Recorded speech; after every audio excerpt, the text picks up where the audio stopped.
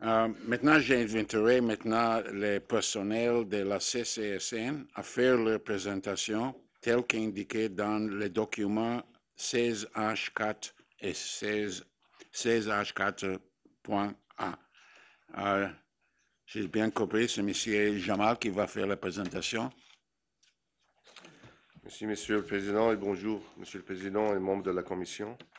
Mon nom est Rem Jamal, je suis le premier vice-président et chef de la réglementation des opérations au sein de la CCSN. Est-ce qu'on va voir la présentation? Merci. J'ai avec moi aujourd'hui M. Ben Poulet, directeur de la division du programme de réglementation de Gentilly 2 et Pointe-la-Pro, et M. Bruno Romanelli, agent principal du programme de réglementation de la même division. De plus, je suis accompagné du personnel de la CCN qui est disponible pour répondre aux questions de la Commission. Cette présentation, réalisée par le personnel de la CCSN, fournit un aperçu et une mise en contexte au sujet de la demande de permis d'Hydro-Québec, ainsi que des informations sur les sujets qui ont été soulevés dans les interventions du public.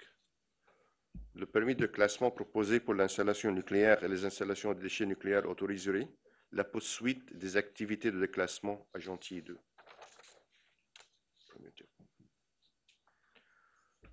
Je débuterai la présentation avec un aperçu de la situation actuelle ainsi que des aspects d'ordre réglementaire qui sont spécifiques au déclassement. La Commission canadienne de sûreté nucléaire n'émettra jamais un permis pour une installation nucléaire sans que le demandeur de permis soumette un plan préliminaire de classement pour l'installation. Ce plan préliminaire de déclassement décrit la stratégie choisie par le titulaire de permis, soit pour un déclassement accéléré ou différé fondé sur une étude technique détaillée, ainsi que les jalons principaux en détail pour déclasser et démanteler l'installation afin d'atteindre l'état final du site. Le réacteur de Gentilly 2 est le premier réacteur de type 15-6 qui sera déclassé au Canada. Tel que présenté à la Commission en octobre 2012, le déclassement de ce type de réacteur est assujetti au processus réglementaire de la Commission qui est fondé sur la loi et la réglementation canadienne. Les pratiques canadiennes reliées au déclassement d'une centrale nucléaire se comparent favorablement avec les meilleures pratiques internationales. Le déclassement d'une centrale nucléaire comprend trois phases. La première phase est la phase de transition d'un état opérationnel à un état de classement, ce qui inclut l'arrêt de la production, le déchargement complet du cœur, c'est-à-dire le retrait de toutes les grappes de combustible dans le réacteur, le drainage des circuits nucléaires et conventionnels, la mise en retrait des systèmes nucléaires et la disposition des matières dangereuses résiduelles, telles l'huile usée. La deuxième phase est la phase de dormance, ce qui inclut l'état de stockage avec surveillance.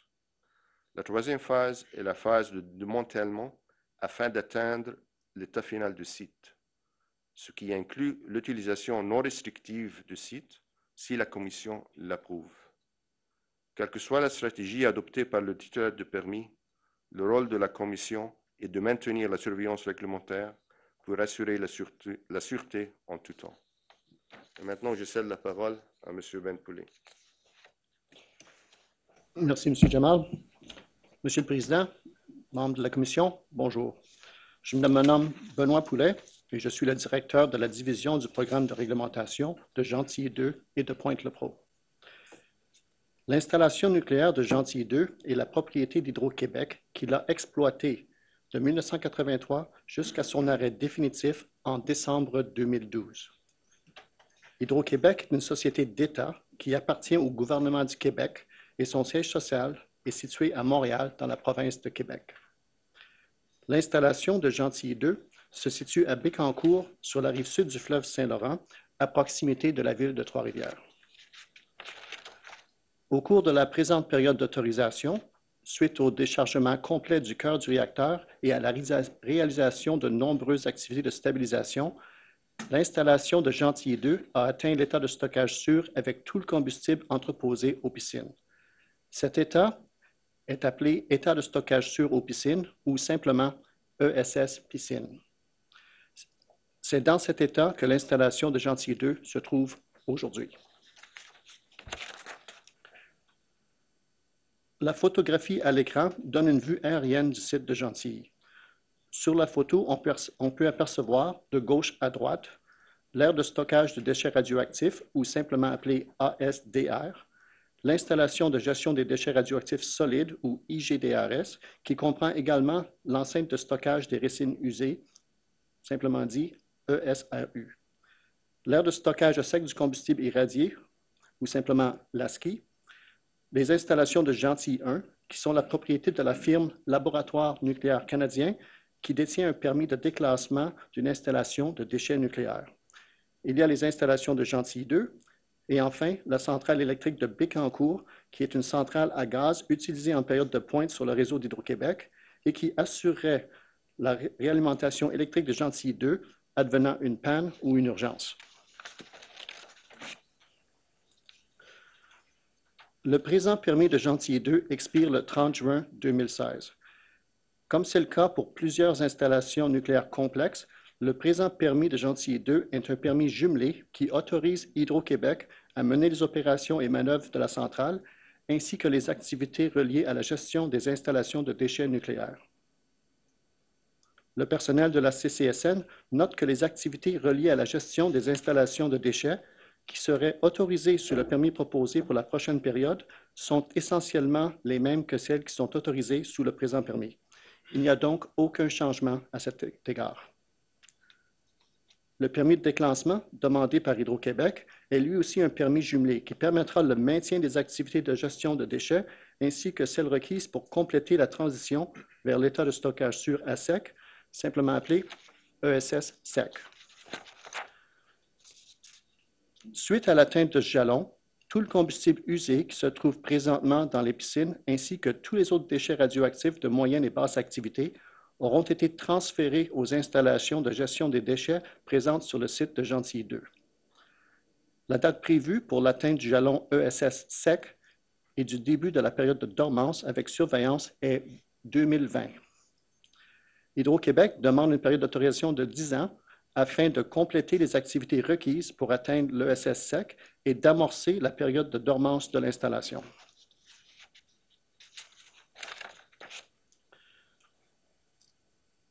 Le schéma à l'écran présente les jalons principaux en ordre chronologique de gauche à droite. Les trois premières phases, dénotées en bleu, rouge et vert, font suite à l'arrêt définitif du réacteur qui a lieu le 28 décembre 2012 et elles comprennent toutes les manœuvres et activités associées au déchargement du réacteur, à la mise en retrait des systèmes nucléaires, ainsi qu'à la gestion des déchets en préparation pour la phase de dormance qui est dénotée en violet. Toutes les manœuvres et activités complétées, en cours ou prévues pour l'atteinte de l'ESS sec sont basées sur un plan de fin d'exploitation qui a été revu et accepté par le personnel de la CCSN. La mise en œuvre de ce plan se poursuivra jusqu'à l'atteinte de l'ESS sec. Les phases de dormance et du démantèlement de Gentilly 2, dénotées en violet et bleu pâle, sont décrites dans le plan préliminaire de déclassement d'Hydro-Québec qui a été mis à jour en 2015 conformément aux exigences du présent permis.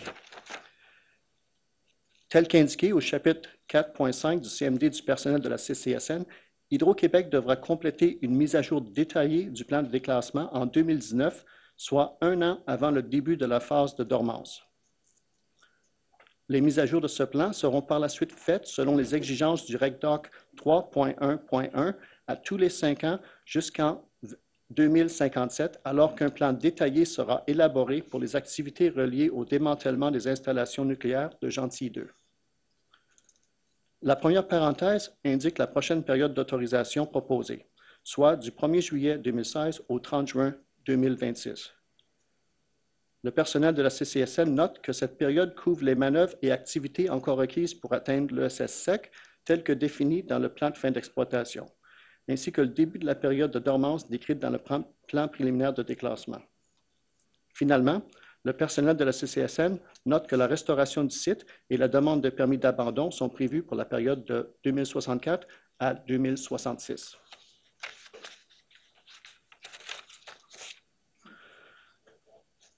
Le tableau à l'écran donne une vue d'ensemble des manœuvres et activités qui ont été réalisées suite à l'arrêt définitif du réacteur en décembre 2012 et jusqu'à l'atteinte de l'état de stockage sûr en piscine en décembre 2014.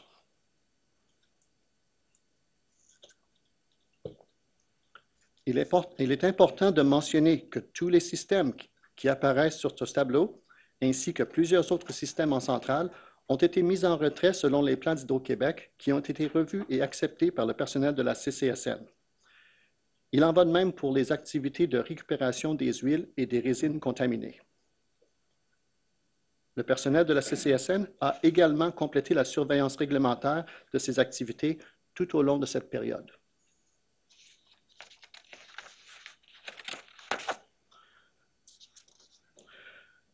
Gentilly 2 n'étant plus en production, le nombre de systèmes encore en fonction est grandement réduit.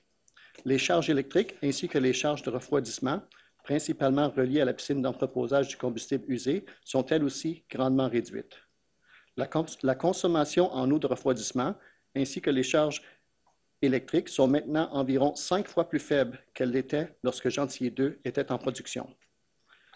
Cette réduction d'environ 80% est appelée à diminuer davantage suite à l'atteinte de l'ESS sec.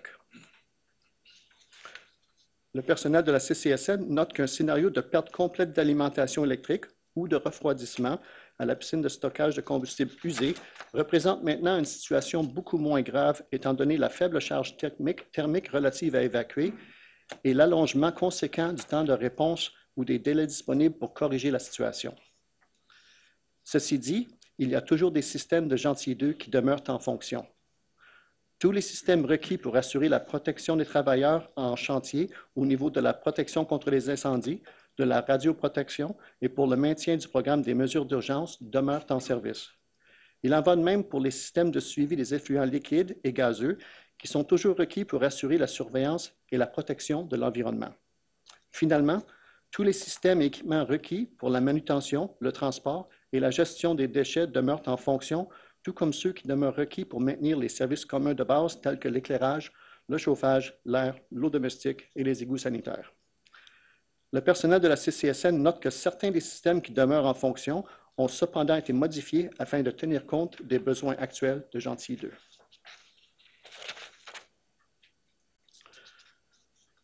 Le processus réglementaire associé au déclassement d'une centrale est similaire au processus de tout autre projet considéré pour l'autorisation de la Commission. Le dépôt de toute demande de permis doit être fondé sur une série de documents et de programmes qui démontrent que l'organisme est compétent pour exercer les activités visées par le permis et qu'il prendra les mesures requises pour préserver la santé et la sécurité des personnes, pour protéger l'environnement, pour maintenir la sécurité nationale et pour respecter les obligations internationales que le Canada a assumées.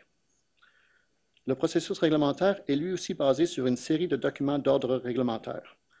Les principaux documents réglementaires reliés spécifiquement aux activités de déclassement sont le règlement sur les installations nucléaires de catégorie 1, qui spécifie les renseignements qui doivent être inclus dans la demande de permis de déclassement, ainsi que les exigences en matière de gestion de la documentation associée à l'installation.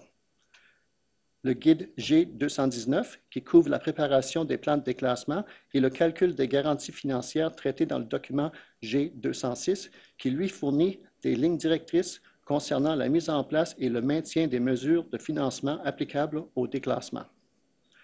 La norme CSA N294, qui couvre les phases de déclassement, soit la planification, la préparation, l'exécution ou la mise en œuvre, et l'achèvement ou la fin du déclassement.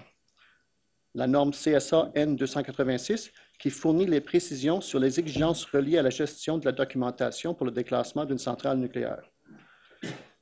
Ces deux normes CSA sont intégrées dans le permis proposé sous les conditions 1.1 et 11.2.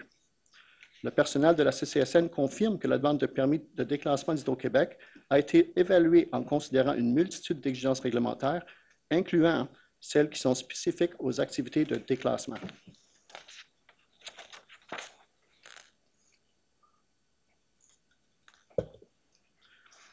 Nous procédons maintenant avec une revue des phases de déclassement qu'Hydro-Québec prévoit pour les installations de Gentilly 2. Le plan de déclassement d'Hydro-Québec pour le réacteur de Gentilly 2 comprend 3 phases principales.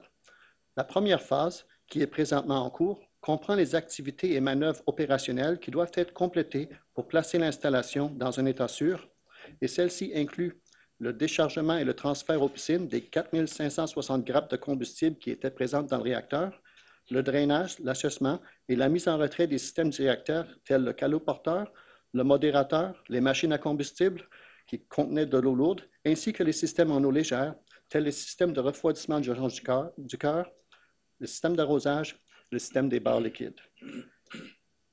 Le ES-piscine est un état sûr transitoire d'une durée d'environ 6 ans qui assure le refroidissement des grappes du combustible retiré du réacteur avant leur transfert dans les modules de stockage à sec appelés CANSTOR. Plusieurs activités ont été complétées, sont en cours ou sont prévues en préparation pour l'atteinte de l'ESS sec. Celle-ci inclut la reconfiguration de certains systèmes et la construction de 2 modules CANSTOR additionnels. Les activités de cette première phase sont basées sur un plan de fin d'exploitation qui a été revu et accepté par le personnel de la CCSN. Le personnel de la CCSN maintient également la surveillance réglementaire de ces activités. La seconde phase, appelée stockage avec surveillance ou simplement dormance, marque la fin des activités et manœuvres opérationnelles en faveur d'une période de surveillance. Cette phase permet à la décroissance radiologique naturelle de diminuer le niveau de contamination et de risque présent avant le début de la prochaine phase. La surveillance des installations est maintenue pour vérifier le maintien de la sûreté.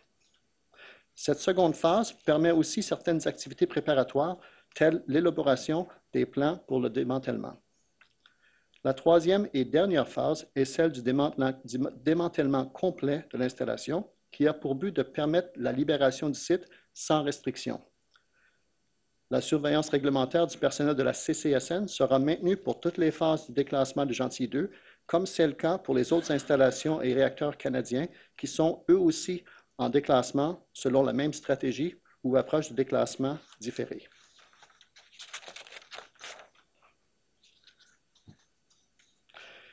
Hydro-Québec a présenté un plan de déclassement qui couvre toutes les phases de déclassement pour Gentilly 2 et qui sera mis à jour à tous les 5 ans en conformité avec les exigences du document de réglementation RegDoc 3.1.1.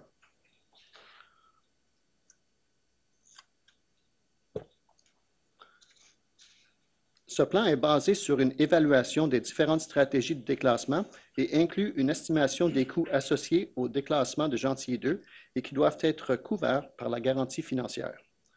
Le personnel de la CCSN a revu le plan de déclassement ainsi que la garantie financière et a conclu qu'il rencontrait les exigences réglementaires.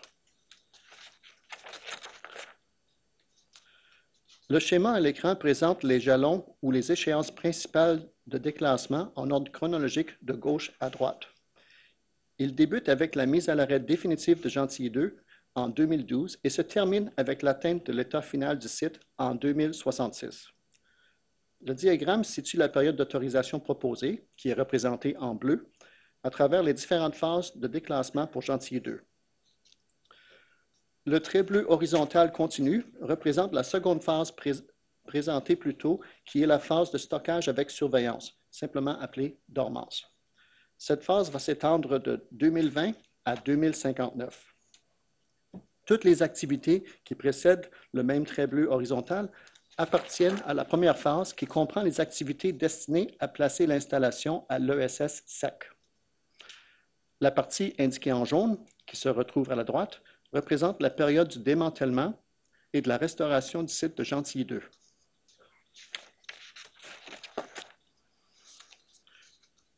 Nous procédons maintenant avec un bref survol du permis proposé pour la prochaine période d'autorisation. Le permis proposé vise à maintenir les activités requises pour l'atteinte du prochain jalon qui est l'ESS sec. On parle d'un maintien des activités de gestion de déchets parce qu'aucune nouvelle activité n'est prévue aux installations de déchets de Gentilly 2. En effet, les activités prévues à ces installations pour la prochaine période d'autorisation sont les mêmes que celles qui ont été complétées ou qui seront présentement en cours.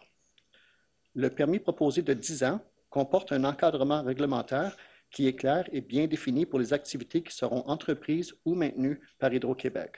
Cette réglementation demeurera en vigueur tant et aussi longtemps qu'elle sera requise, mais pourrait cependant être revue et ajustée si requis et à la demande d'Hydro-Québec pour tenir compte de l'atteinte de l'ESS sec. Toute demande de ce type sera traitée selon les procédures de la CCSN qui seront en vigueur au moment de la demande d'Hydro-Québec.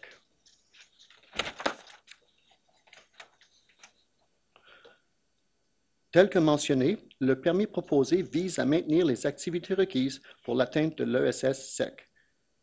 Les activités principales décrites sur la diapositive qui vous est présentée sont requises pour compléter la mise en retrait des piscines de stockage du combustible usé. Des campagnes de transfert du combustible entreposé dans les piscines vers les modules CanStar, qui sont situés à l'aire de stockage à sec, seront complétées à chaque année jusqu'à ce que toutes les grappes de combustible soient transférées hors des piscines. Les piscines seront par la suite vidées de tous les autres items qui y sont présentement entreposés. Hydro-Québec a récemment préparé un plan préliminaire pour la conduite de ces activités. Finalement, les piscines de stockage seront drainées et nettoyées en préparation pour la dormance. La surveillance réglementaire du personnel de la CCSN sera maintenue tout au long de la conduite de ces activités.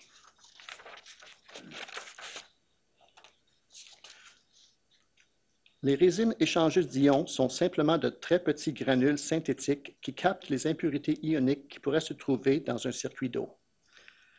Les résines neuves sont transférées dans un réservoir, appelé colonne, qui fait partie du circuit de purification d'un système. Lorsque le réservoir ou la colonne est mise en service et qu'un débit d'eau de procédé est établi, les impurités ioniques qui sont présentes dans l'eau du système se fixent aux granules de résine, ce qui purifie l'eau du système. Au fil du temps, les résines deviennent saturées et doivent être remplacées. La colonne est alors mise hors service. Les résines saturées sont retirées de la colonne et remplacées par un volume de résine fraîche.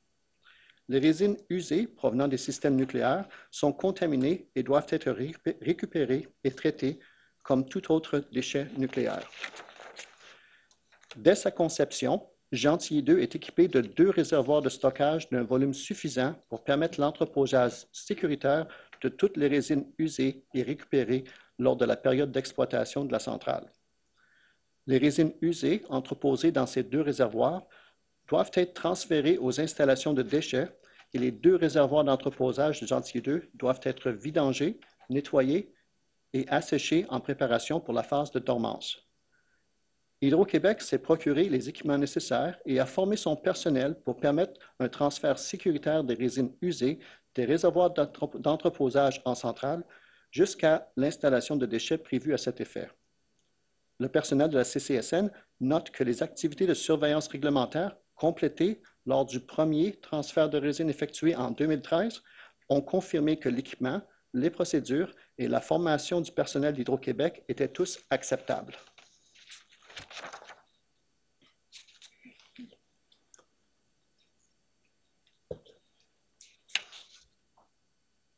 Les manœuvres de type opérationnel qui seront complétées immédiatement avant le début de la période de dormance incluent le drainage du caisson et des boucliers du réacteur, ainsi que le drainage et le rinçage des tours d'épuration d'eau lourde.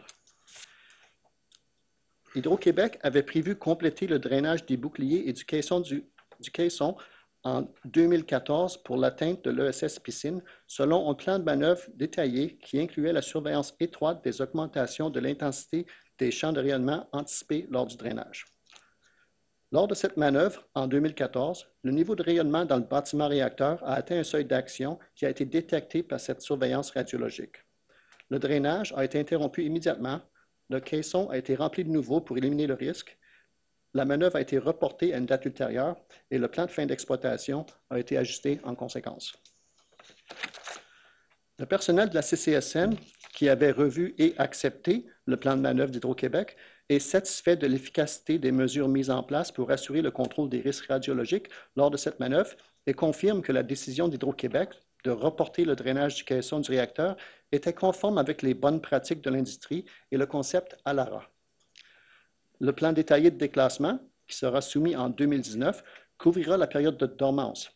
Tel qu'expliqué dans le document de réglementation G219, le but du plan détaillé est de préciser la stratégie de déclassement décrite dans le plan préliminaire de déclassement en y ajoutant des détails relatifs à l'organisation qui sera en place, aux activités qui seront complétées, aux méthodes qui seront utilisées et à la surveillance qui sera maintenue lors de la période de dormance.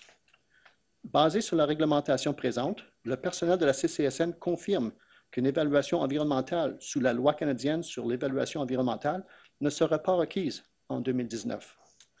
Le personnel de la CCSN note que le niveau de risque radiologique diminuera au fur et à mesure que les activités décrites seront complétées.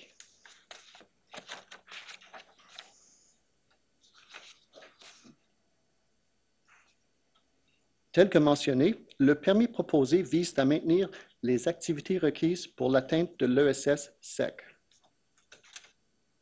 Les activités principales prévues pour la phase de dormance incluent celles liées à la surveillance des installations de déchets et au maintien de l'intégrité des structures présentes sur le site. Des détails concernant ces activités vous sont fournis dans le CMD du personnel de la CCSN.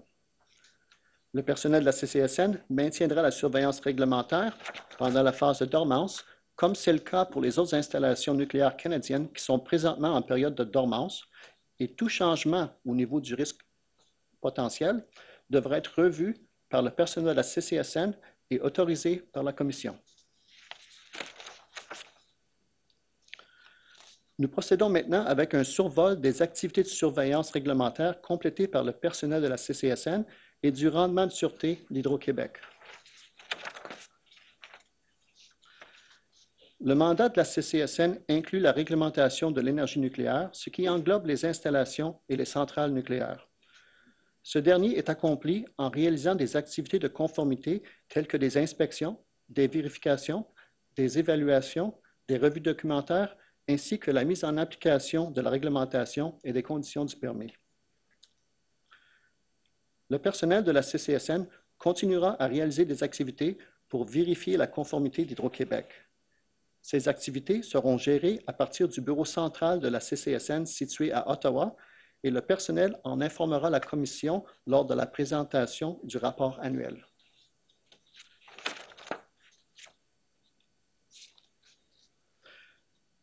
Ce tableau représente le montant d'efforts appliqués pour la réalisation des activités de surveillance et de réglementation complétées par le personnel de la CCSN pour Gentilly 2. Le personnel de la CCSN note que l'effort total appliqué, qui apparaît sur la rangée au bas du tableau, a diminué sensiblement pendant la période de 2011 à 2015. Cette diminution graduelle de l'effort total appliqué correspond avec la baisse du niveau d'activité en cours à Gentilly 2.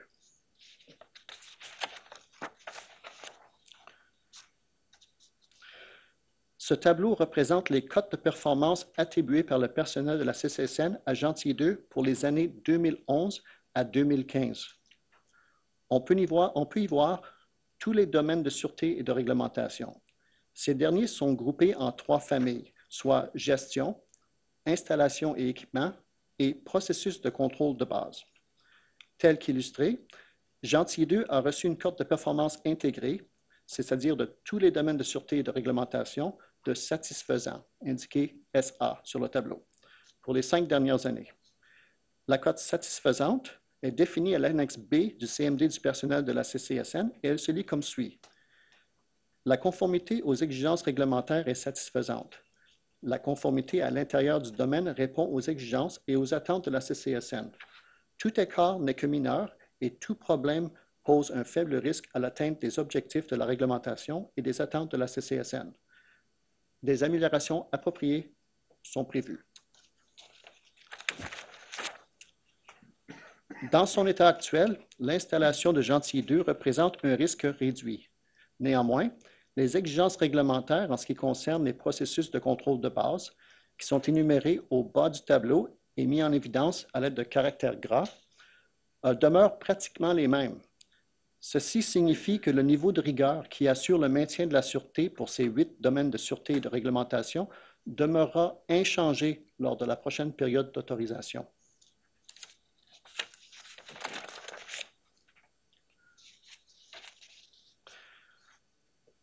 Hydro-Québec a rencontré ses obligations comme titulaire de permis tout au long de la présente période d'autorisation. Les programmes d'Hydro-Québec nécessaires pour assurer le maintien de la sûreté à Gentilly 2 sont en place et ils sont efficaces. Le personnel de la CCSN a revu ces programmes tout au long de la présente période d'autorisation et s'en est déclaré satisfait. Le suivi réglementaire du personnel de la CCSN demeure sensiblement le même pour les 8 domaines de sûreté et de réglementation reliés au processus de contrôle de base.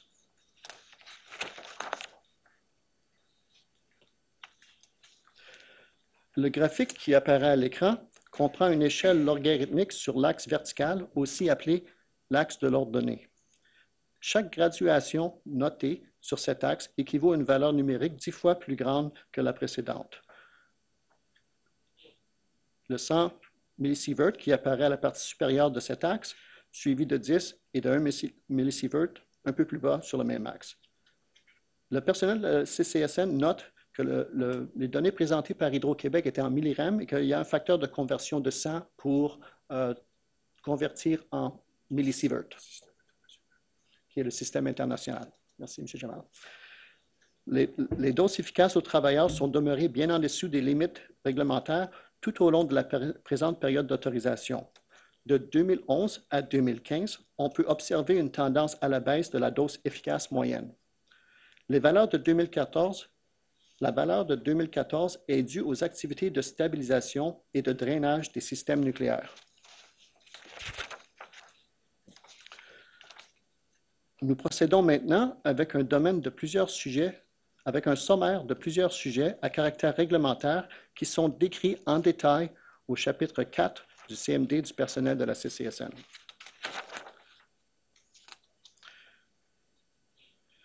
Le personnel de la CCSN a envoyé des lettres d'information en novembre 2015 aux groupes autochtones identifiés afin de les informer de la demande de permis et de la possibilité de demander une aide financière, ainsi que des détails concernant l'audience publique de la Commission. Le personnel de la CCSN a également procédé à des appels téléphoniques de suivi pour confirmer la réception de ces lettres. Le personnel de la CCSN a également rencontré le Grand Conseil de la Nation Wabanaki par vidéoconférence suite à sa demande pour discuter de la demande de permis d'Hydro-Québec et du programme indépendant de surveillance environnementale de la CCSN. Le personnel de la CCSN a noté la demande d'information du Grand Conseil de la Nation Wabanaki concernant le programme de suivi environnemental et a acheminé les documents demandés le 25 avril 2016.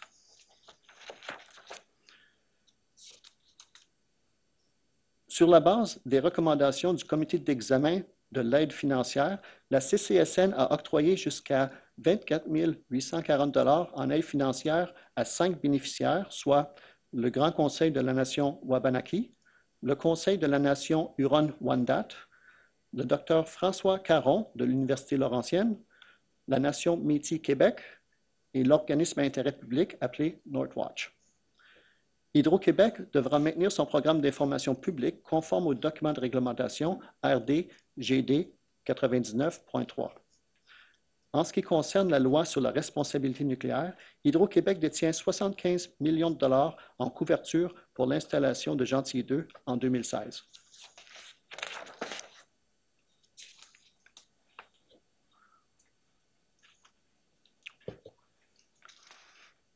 Au cours de la prochaine période d'autorisation, les campagnes de transfert du combustible usé vont se poursuivre annuellement pendant la saison d'été. Ces activités consistent à retirer le combustible de la piscine de stockage, à le mettre en panier, à transporter ces paniers vers la ski et à l'entreposer dans des modules CanStar situés à l'extérieur. La date anticipée pour la fin des transferts est 2020 et c'est une des activités principales qui doit être terminée pour l'atteinte de l'ESS sec. Ces activités de transfert du combustible sont effectuées depuis plusieurs années et sont bien maîtrisées par Hydro-Québec. Parallèlement, le transfert des déchets de faible et moyenne activité, que ce soit des rallonges, des outils, des filtres, sera aussi réalisé. Finalement, la dernière étape du transfert des résines usées sera complétée en 2017.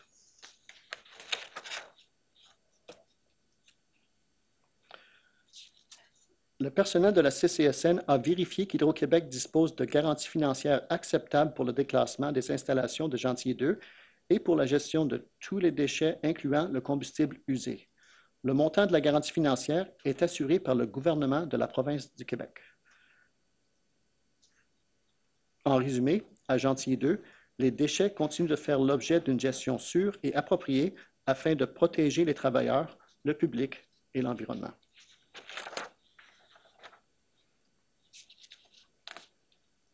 Hydro-Québec a soumis son plan des mesures d'urgence qui a été ajusté afin de tenir compte de l'état actuel pendant la période de transition vers l'ESS-SEC.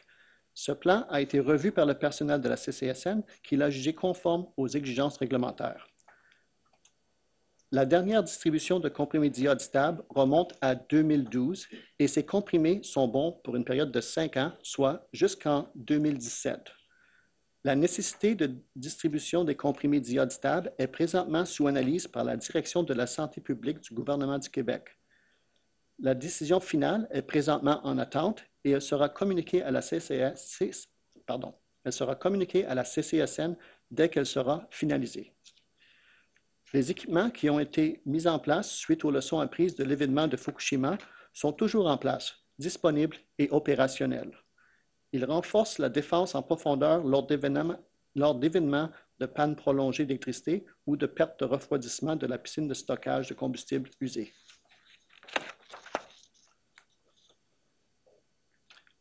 Le personnel de la CCSN a réalisé une évaluation environnementale dans le cadre de la demande de permis d'Hydro-Québec. Les mesures de protection mises en place par Hydro-Québec sont conformes aux exigences réglementaires. De plus, les résultats des programmes environnementaux en place ont été révisés et ils ont été jugés adéquats. Le programme de surveillance de l'environnement, appelé PSE, ainsi que son volet radiologique, sera maintenu à Gentilly 2. Hydro-Québec a l'obligation de continuer à rendre des comptes à la CCSN sur les résultats de ces programmes. Tel qu'expliqué auparavant, suite à la réduction significative de la charge thermique à Gentilly 2, l'impact des effets thermiques des effluents sur les populations de poissons est désormais pratiquement nul. Il en va de même pour la formation de glace dans le canal de rejet qui pourrait avoir un impact sur les populations de poissons. En effet, la couche de glace dans le canal de rejet se forme maintenant au gré des saisons et n'est plus influencée par l'effet thermique de l'effluent qui survenait auparavant suite aux arrêts du réacteur lors des périodes hivernales. Il n'y a donc pas d'impact néfaste sur la faune aquatique environnante. Le programme indépendant de surveillance environnementale de la CCSN, appelé le PEAS, complète le programme de vérification continue de la conformité de la CCSN. Le PEAS de la CCSN est mis en œuvre afin de vérifier que le public et l'environnement à proximité des installations nucléaires réglementées par la CCSN ne sont pas affectés par les rejets à l'environnement. Les résultats du PEAS, qui a été réalisé à l'été 2015 à Gentilly 2, n'ont révélé aucun résultat anormal autour du site de Gentilly 2. Finalement, Hydro-Québec a réalisé un examen de ses activités de prélèvement de l'eau à Gentilly 2. Cet examen, qui a été revu par le personnel de la CCSN, confirme que le risque de captage accru de poissons est faible et qu'il n'y a pas de dommages sérieux qui sont anticipés dus au pompage de l'eau. Ainsi, les activités de prélèvement d'eau par Hydro-Québec ne requièrent pas l'obtention d'une autorisation en vertu du paragraphe 35.2 de la loi sur les pêches pour continuer les activités de pompage d'eau à Gentilly 2. Le personnel de la CCSN est d'accord avec la position d'Hydro-Québec pour cette question. Notez que ce graphique présente lui aussi une échelle logarithmique sur l'axe vertical de l'ordonnée. Les effluents gazeux de Gentilly 2 sont demeurés en dessous de 1% des limites opérationnelles.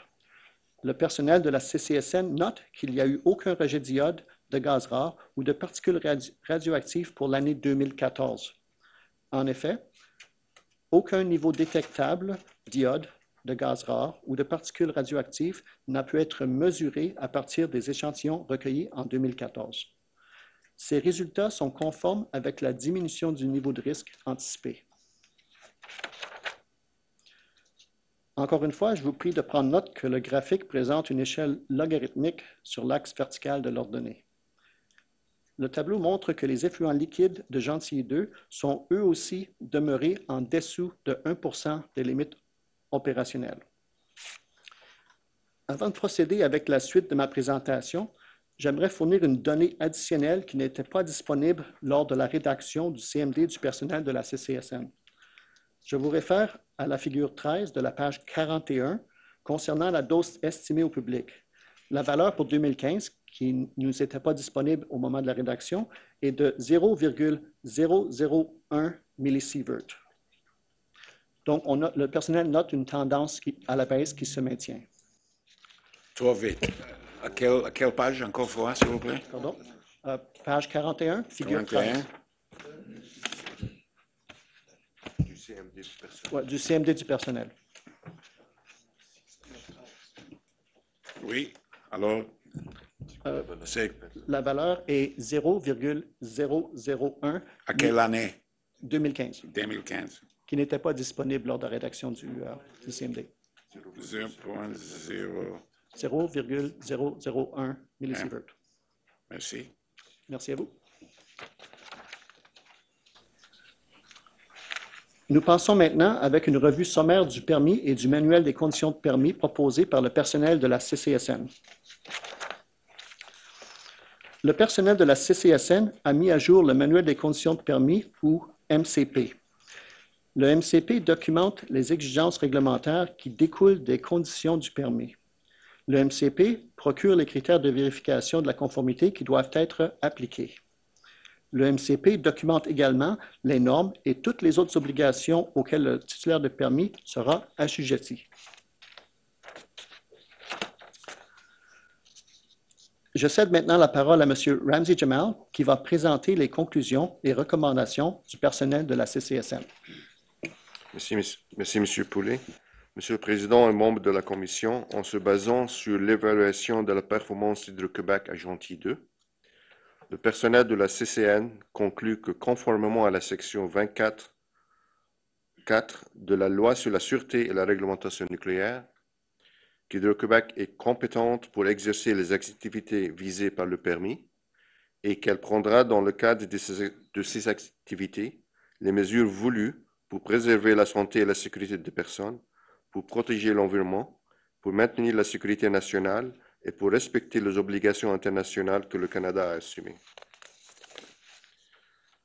Le personnel de la CCSN recommande que la Commission accepte les conclusions présentées par le personnel de la CCSN dans le CMD 16H4 et délivre le permis selon l'article 24.2 de la Loi sur la sûreté et réglementation nucléaire pour une période de 10 ans à partir du 1er juillet 2016 jusqu'au 30 juin 2026 et accepte la délégation d'autorité pour une personne autorisée par la Commission telle que décrite au chapitre 5 du CMD 16H4. Merci, Monsieur le Président et membres de la Commission. Le personnel de la CCSN est présent avec nous dans la salle aujourd'hui et il est prêt à répondre à vos questions. Merci. Alors, merci beaucoup.